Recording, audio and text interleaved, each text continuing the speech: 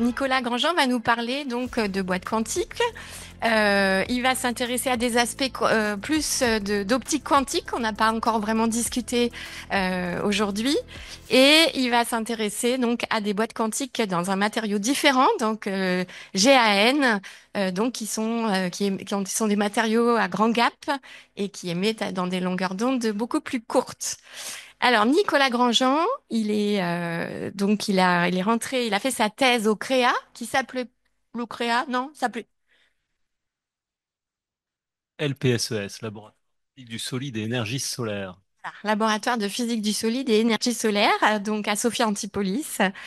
C'était une autre époque. Il est rentré au CNRS juste la même année de la fin de sa thèse. Son projet de recherche, c'était de faire des matériaux à base de nitrure avec Jean Massy, dans ce laboratoire à Sophia Antipolis. Et il a travaillé 10 ans au CNRS, et puis après, ben, il a été voir ailleurs s'il y était. Il est allé à l'EPFL, où donc il a démarré une activité, et donc il est actuellement directeur du laboratoire, donc qui s'appelle Matériaux avancés pour la photonique et l'électronique. Et donc, bah, depuis tout ce temps, il fait des très très belles choses à l'EPFL. Et donc, bah, on est très content de t'écouter. Merci beaucoup, Jacqueline. Effectivement, je suis entré directement au CNRS. J'avais besoin de faire un postdoc et c'est pour ça que je suis parti faire un postdoc de 20 ans, en Suisse. Donc aujourd'hui, je vais vous parler d'optique quantique. Je vais vous parler de boîte quantique GN et je vais vous montrer qu'on a essayé de copier un peu ce qui s'est fait dans le système INA-SGS. Ça a été une source d'inspiration aussi pendant ma thèse parce que j'ai commencé sur justement la croissance contrainte avec Jean-Michel Gérard dans mon jury. Et ça a vraiment été une source d'inspiration, ce papier fondateur sur les boîtes quantiques. Et je dirais que toute ma carrière, j'ai toujours eu en tête, et même encore aujourd'hui, quand je donne des cours en master, il y a toujours un mot sur ce papier. Et je dois dire que si on regarde un peu le domaine des boîtes quantiques dans le monde, que ce soit 3,5, arsénure, phosphure ou GAN, en fait, la France est toujours une place de choix. Et je crois qu'encore une fois, c'est ce papier, c'est ce groupe qui a clairement lancé une école, on en parlait tout à l'heure. Il y a une école de physique des semi-conducteurs, de physique des nanostructures qui est unique en France et j'espère qu'elle va continuer. Donc voilà typiquement les laboratoires qui ont travaillé sur les boîtes quantiques GAN. Donc on a commencé au CREA et au CEA à peu près ensemble à la fin des années 90. Et pour notre part, nous avons collaboré aussi avec le laboratoire Charles Coulomb. Donc là, au CEA, il y avait Bruno Dodin, évidemment, Eva, Henri, Mariette, Bruno Guéral. On a aussi travaillé avec François Julien sur les boîtes quantiques, avec Xavier Marie, François Demangeot, et puis Bernard Gilles et Pierre Lefebvre. Alors, je vais commencer par une petite introduction sur les nitrures d'élément 3, notamment les applications c'est un peu le problème, je dirais, j'y reviendrai à la fin. Il faut savoir que les nitrures sont tirées par les applications et du coup, c'est difficile d'obtenir de l'argent pour de la recherche fondamentale. Mais il n'y a pas que ça, il y a aussi la qualité des matériaux et d'autres problèmes sur le contrôle finalement des structures. Donc, je parlerai encore une fois des applications brièvement, comment obtenir des boîtes quantiques dans les 3.5 et je reviendrai sur l'énergie de surface. On verra que c'est critique et là, on rejoindra ce qu'a présenté Joël sur les 2.6. Ensuite, l'effet Stark géant. Nous avons des matériaux hexagonaux et on verra que c'est assez spectaculaire, l'effet notamment dans les boîtes quantiques GAN. Et puis, je finirai par des résultats récents de notre laboratoire sur les émetteurs de photons uniques. Alors, un mot donc sur les nitrures d'élément 3. Ce sont des semi-conducteurs à grand gap. Quand on dit grand, c'est vraiment grand, hein, 6 eV. Et je vous rappelle que ce qui fait finalement la différence entre un isolant et un semi-conducteur, c'est pas le gap, c'est la possibilité de doper et d'obtenir une conductivité, hein. Souvent dans les textbooks, il y a cette erreur, on dit ah c'est un semi, on regarde le gap, non c'est pas le gap, c'est la possibilité de doper et c'est le cas dans la LN, même si vous avez 6 EV, vous pouvez faire des diodes électroluminescentes à base d'ALN et ça a été reporté en 2006. Il y a un article dans Nature par Taniyasu qui a démontré une diode électroluminescente à base d'ALN. Donc le GN typiquement à 3,4 eV, donc on est encore à la limite de l'ultraviolet. Et puis l'INN, qui aujourd'hui a un gap de 0,7. Pourquoi je dis 0,7? C'est que pendant des années, le gap était à 1,9 avec des théories très compliquées qui montraient que c'était 1,9, jusqu'à ce qu'on découvre qu'il y avait à peu près 10 puissance 20 atomes d'oxygène dans l'INN, et qu'en fait, il y avait du Bernstein-Moss shift. Et aujourd'hui, avec l'amélioration des matériaux, on a un gap de 0,7. Et vous voyez qu'avec les nitrures, on peut couvrir intégralement le visible.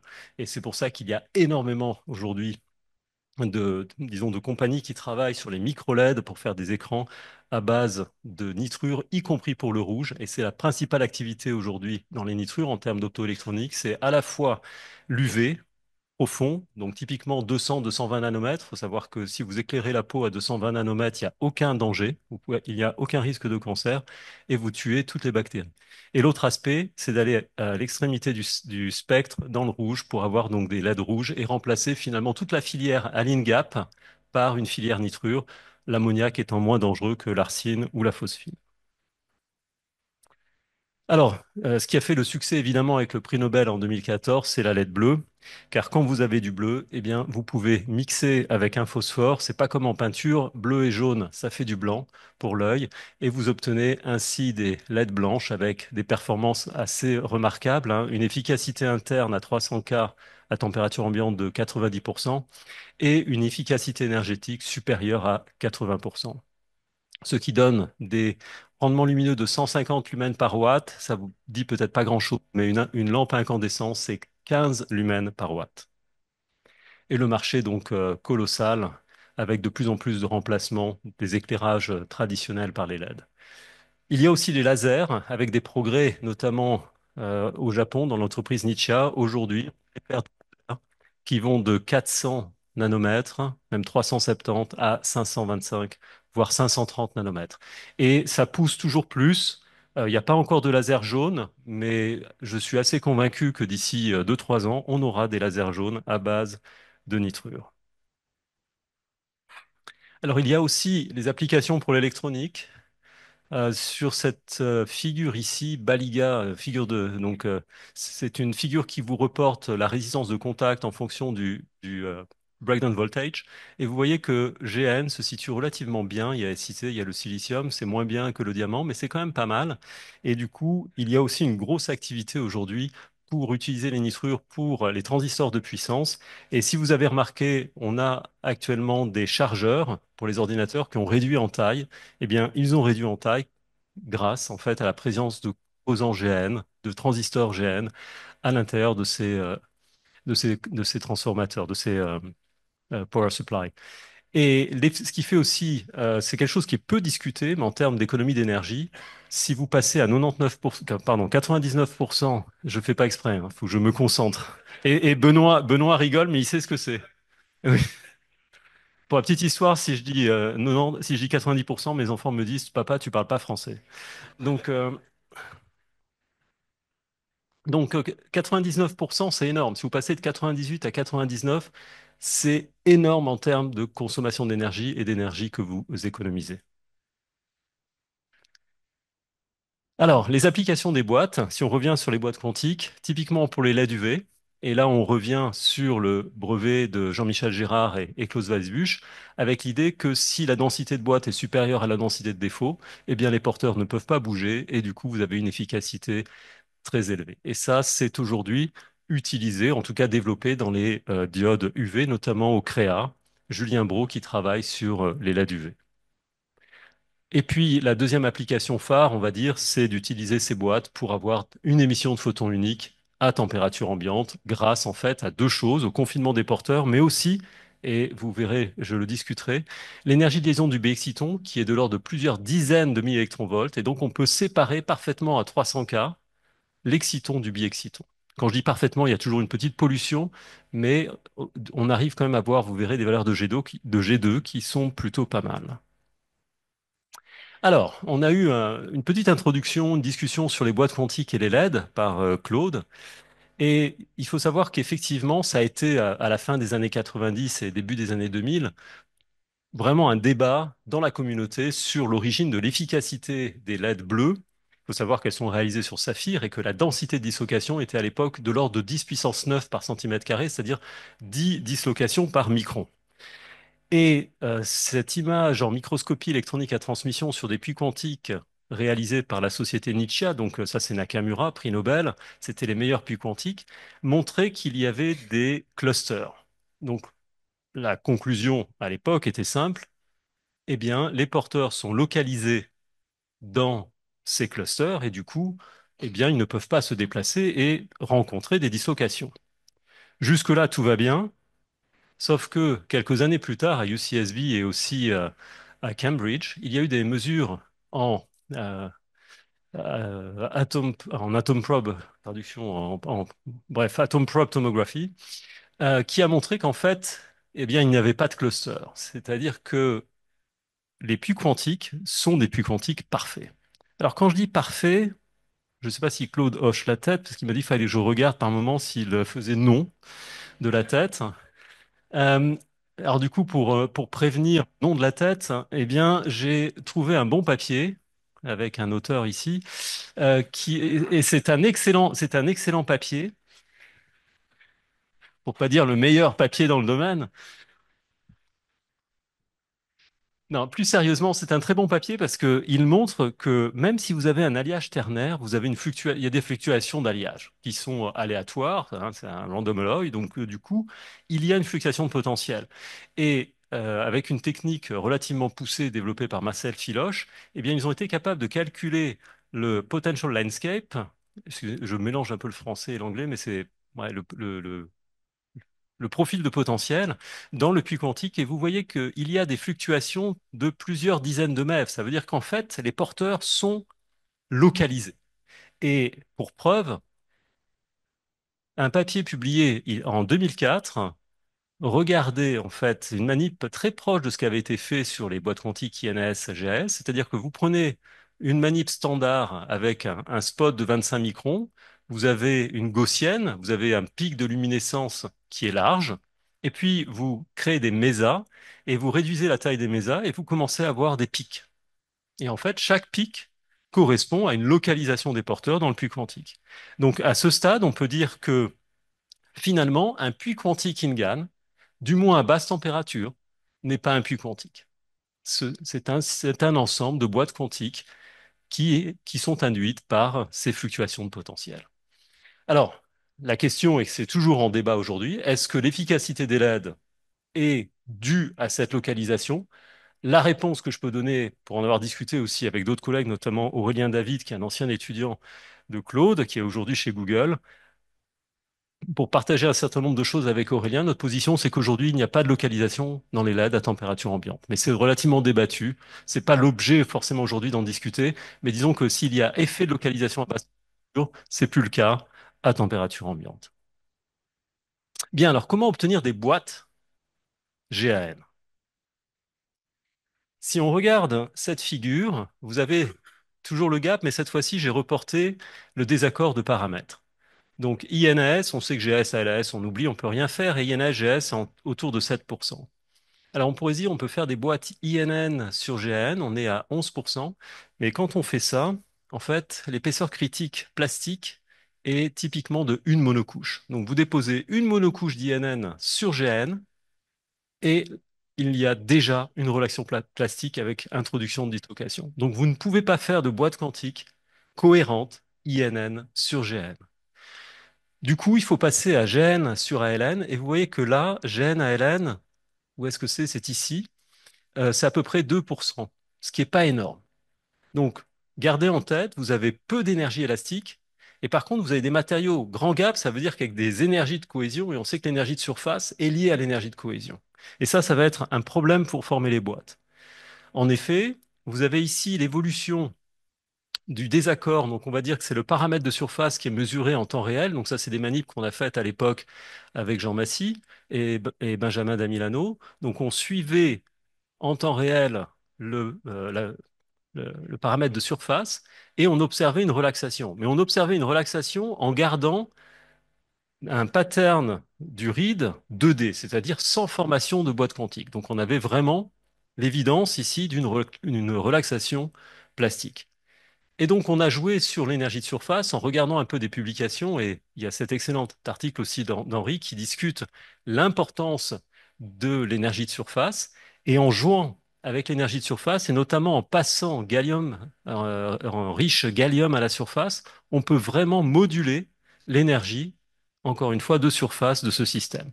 Et c'est ce que l'on a fait. Donc on est parti, donc ça c'est le RID de la surface d'ALN. Vous déposez 5 monocouches sous ammoniac, donc vous êtes riche azote, pas de transition 3D, vous supprimez l'ammoniac et instantanément, quand je dis instantanément, c'est en une fraction de seconde, vous observez la formation d'îlots. Confirmé par la microscopie à force atomique, le thème, donc on retrouve la structure hexagonale du GAN, et la densité est très élevée, de l'ordre de 5 10 puissance 11 par centimètre carré. Jusque-là, tout va bien. Et après, on peut essayer de jouer avec ces boîtes quantiques. Là encore, un très bel exemple d'auto-organisation obtenu par Bruno Dodin.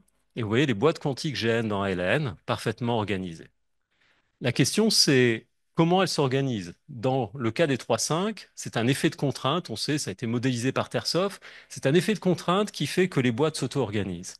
Dans les nitrures, quand vous faites une croissance sur ALN, un buffer ALN, vous partez sur Saphir et vous avez à nouveau de l'ordre de 10 puissance 10 à 10 puissance 11 dislocations par centimètre carré. Donc vous avez énormément de défauts. Et si vous regardez plus en détail, vous voyez les petites boîtes quantiques, vous faites un zoom, vous voyez ici un point noir avec l'émergence d'une terrasse. C'est une dislocation vis. Vous avez une dislocation vis à proximité de chaque boîte quantique. Et ceci avait été observé aussi par Jean-Luc Rouvière à Grenoble. Effectivement, à chaque extrémité d'une boîte, il y a une dislocation. Et ça se comprend relativement simplement. Vous pouvez calculer les contraintes à la proximité de cette dislocation. Vous voyez qu'il y a une tension, il y a une partie en tension, une partie en compression. Et donc, pour minimiser l'énergie, la boîte va nucléer là où ça lui coûte le moins d'énergie.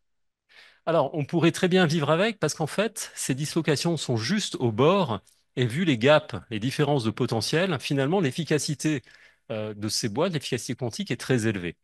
Maintenant, si on veut faire de la spectroscopie de boîte unique, vous savez qu'il faut diminuer la densité.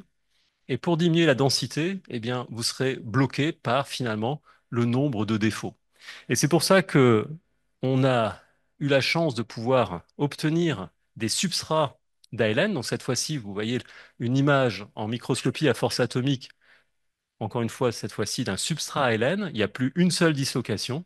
Et là, vous pouvez appliquer les méthodes qui ont été développées dans les 3.5, INASGS, notamment par Andrea Fiore, vous réduisez fortement la vitesse de croissance et vous pouvez réduire la densité. Vous voyez la différence ici en fonction de la vitesse de croissance. Si vous êtes sur ce qu'on appelle un template ALN avec plein de défauts, eh bien, vous avez une densité qui est fixée par la densité de dislocation, alors que si vous êtes sur substrat ALN, on revient finalement à ce que l'on se connaît dans les 3.5 habituels. Donc, je dirais à ce niveau-là, la croissance Sansky-Krastanov de GN sur ALN se déroule comme INAS sur GAS. Alors, je vous ai parlé de ces boîtes, de la structure. Regardons les propriétés optiques. Premier papier, ça c'est vraiment le premier papier des boîtes quantiques GN, tout pays confondu, donc à Grenoble, avec ici la signature de la luminescence du GN et les boîtes quantiques qui sont au-dessus. Vous voyez, on a à peu près combien? Presque 400 MeV de confinement quantique. À l'époque, on a juste après refait des manips 98-99.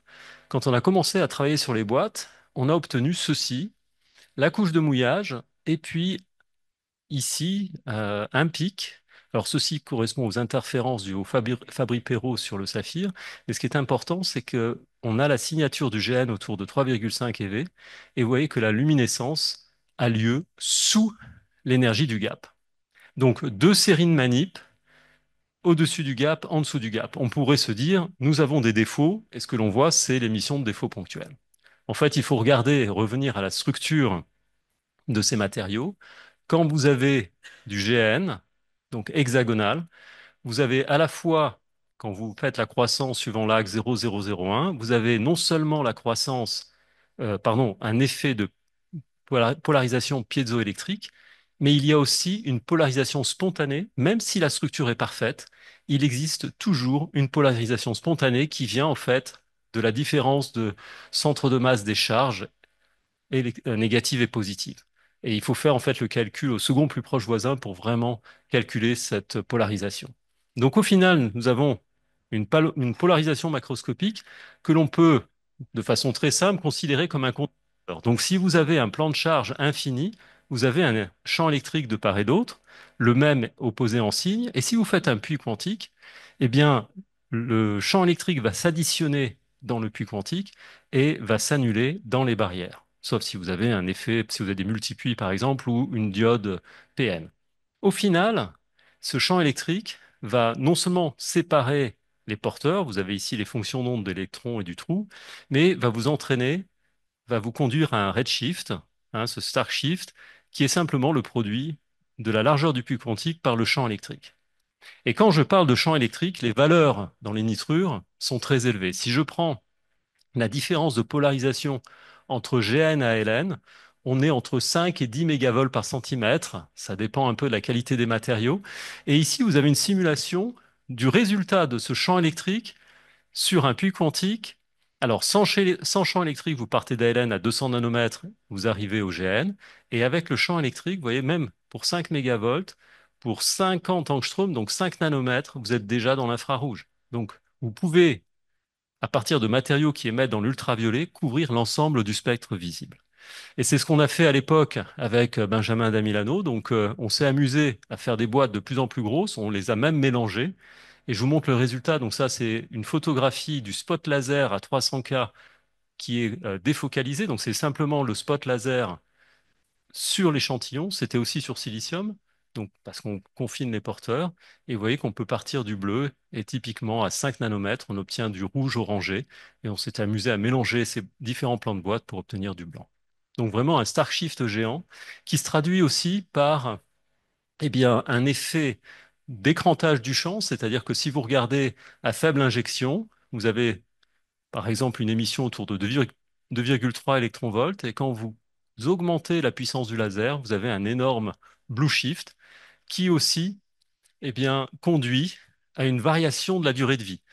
Donc vous pouvez avoir une durée de vie typiquement de 1 nanoseconde pour des boîtes si vous tapez très fort, et vous pouvez aller à 100 microsecondes à faible injection. Donc il y a vraiment plusieurs décades de variation de la durée de vie dans ces systèmes. Voilà, je vais finir avec des photons uniques. À 300K, il me reste combien de temps, à peu près? Alors, c'est parfait. Donc, si on regarde un peu l'évolution ici, sur cette figure, vous avez l'énergie de liaison du biexciton en fonction de l'énergie de la boîte. En fait, on peut changer d'échelle. Vous avez ici les petites boîtes à très haute énergie et les grosses boîtes. Et vous voyez que l'énergie du biexciton passe de négative, avec des valeurs de moins 30 milliélectronvolts, à près de 40, voire 50 milliélectronvolts. Alors, comment expliquer ce passage de négatif à positif? De façon très simple, si vous avez des grosses boîtes. Donc, si vous avez des grosses boîtes, les porteurs, les électrons et les trous sont séparés, et du coup, la partie coulombienne est faible. Donc, ce que vous avez, c'est principalement la partie répulsion des spins, électron-électron, trou-trou. Et là, ça vous donne une énergie de, disons, du B-exciton négative.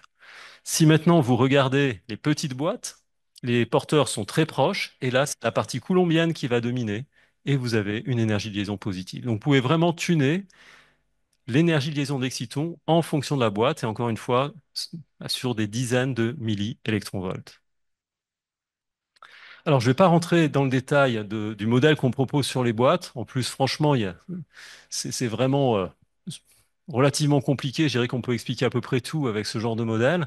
Ce qui est plus intéressant, c'est de regarder ici la signature d'une boîte quantique. Donc là, vous avez une boîte quantique unique à 5 Kelvin avec ici, donc on a identifié deux excitons, ça c'est les deux biexcitons, avec un fine structure splitting de 15 milliélectronvolts. Donc, vous voyez qu'on est vraiment dans des ordres de grandeur qui sont presque, enfin, on va dire un ordre de grandeur plus grand que ce que l'on a avec les 3,5. Qu'est-ce qui se passe quand on augmente la température? Donc là, vous avez à nouveau un spectre de boîte quantique assez riche. Il y a plein de lignes que l'on n'explique pas, mais on peut suivre du moins ces deux lignes, X1 et X2, en fonction de la température. Et voilà ce que ça donne. Donc vous partez à 5 Kelvin. On voit que la ligne X1, donc l'exciton X1, va s'effacer au profit de l'exciton X2 qui va dominer à température ambiante. Et on peut voir aussi, du coup, le biexciton qui est toujours ici et que l'on peut déconvoluer. Là, c'est un peu plus clair, ça dépend du type de boîte. Donc voilà ce que l'on obtient à 300 K. Vous avez ici l'exciton et le biexciton. Vous sélectionnez votre exciton et vous pouvez faire des mesures de G2. Donc voilà, typiquement ici, la ligne de l'exciton. Ensuite, le filtre, on fait un filtrage classique, hein, rien d'extraordinaire. Et on obtient à basse température un G2 de 0,05 et un G2 de 0,17 à température ambiante. La limitation ici, si on regarde, si je reviens un peu sur le biexciton, on va voir tout de suite les limitations. Vous voyez qu'on a ici toujours une contamination, hein. On a du biexciton dans la ligne de l'exciton, ce qui limite aujourd'hui la valeur du G2. Voilà, donc pour conclure, un petit clin d'œil sur les boîtes INS GAS, je dirais qu'on a essayé dans le nitrure de suivre un peu ce qui avait été fait. Ça a été une grande source d'inspiration. Au final, ce qui est un peu décevant, c'est que pour les applications, on n'a pas trouvé vraiment quelque chose de critique par rapport à ce qu'on peut faire avec des puits quantiques. Et pour la physique, on reste un peu sur notre faim en ce sens que la qualité matériaux est encore très loin de ce que l'on peut faire avec les 3.5 traditionnels. Et je dois dire que la journée d'aujourd'hui, pour moi, c'est en fait un plaisir de voir tout ce qui a été fait avant et encore aujourd'hui sur les boîtes quantiques et la richesse, en fait.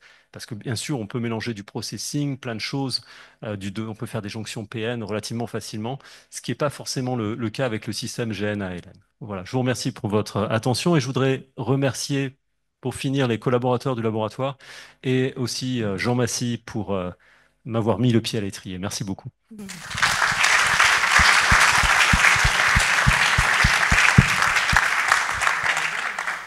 Est-ce qu'il y a des questions?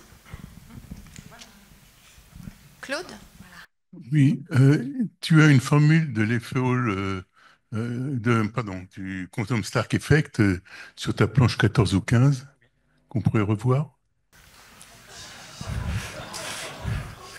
J'arrive plus à utiliser la télécommande. C'est le stress. T'es sûr qu'on n'a pas perdu le slide? Désolée, il n'y a plus le slide. Attends, moi je ne sais Attends, pas non, me mais- servir de ce truc-là.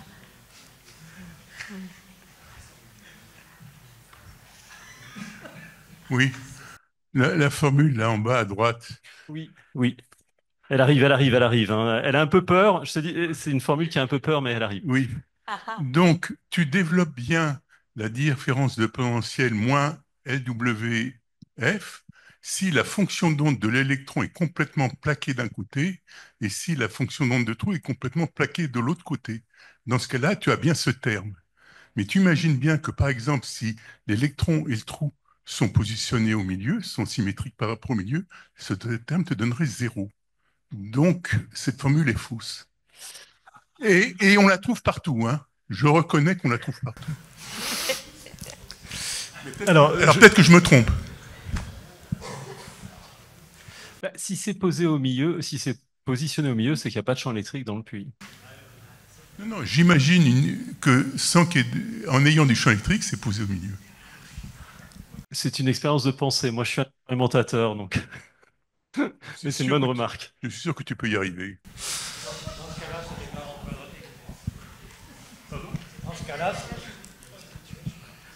Dans ce cas-là, si on n'a pas de champ électrique au départ, on démarre en quadratique par rapport au champ électrique. Attends, mais de toute façon, tu vois bien que tu ne prends toute la chute de potentiel que si l'électron est complètement d'un côté, le trou complètement de l'autre côté. Complètement au sens que l'électron ne voit pas l'interface d'en face.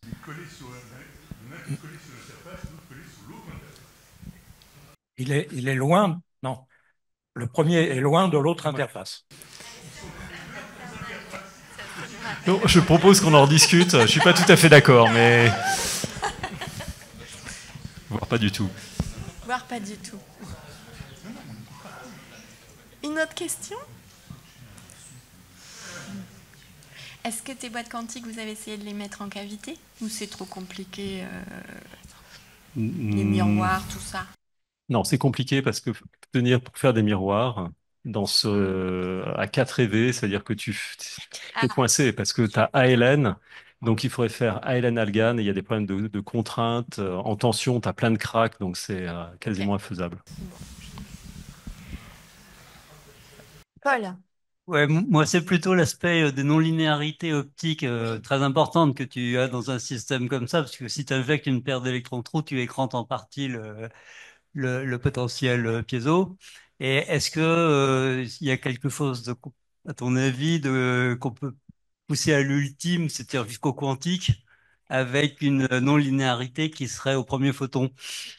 Alors c'est des choses qu'on a essayé de voir si on pouvait voir justement une discrétisation du shift par nombre de paires dans la boîte. On n'a pas réussi.